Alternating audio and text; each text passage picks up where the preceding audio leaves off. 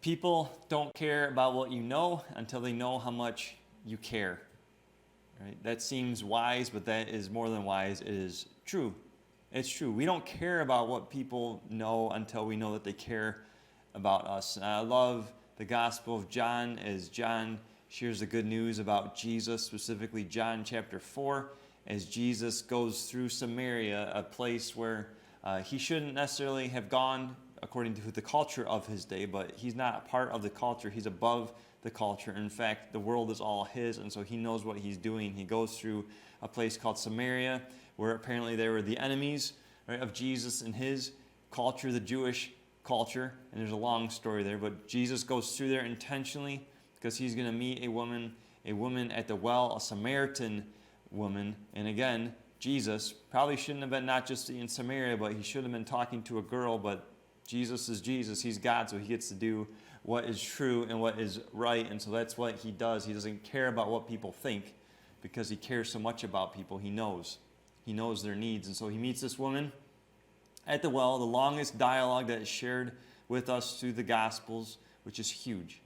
Right? They have a conversation. Jesus meets the woman where she is, right? In the moment around noon, the high part of the sun in that day, a time when people had no business going to the well, but for some reason she went there. Some scholars would say she went there because she was forced to do that, or some scholars said she would go there because she was just trying to stay away from everybody in her area.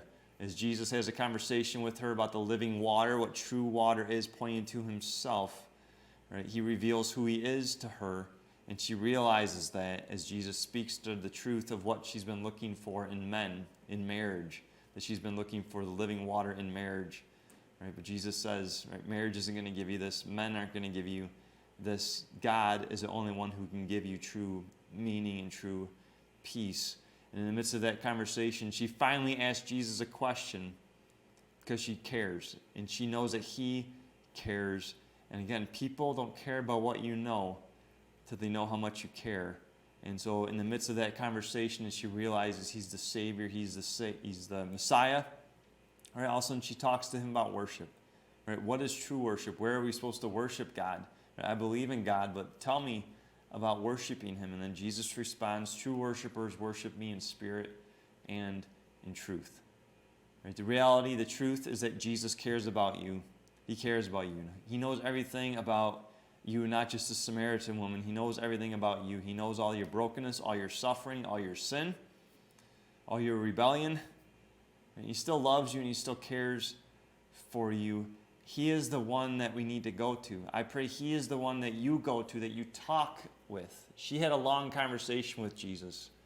I hope that we have long conversations with Jesus, that we go to him and not just talk to him and ask him questions, but that we listen to his voice as we give him our needs, our deep, deep theological questions about life and meaning and purpose and the decisions that we are making. He wants to talk, and he is talking. He has talked. He cares about you. I pray that you know that today.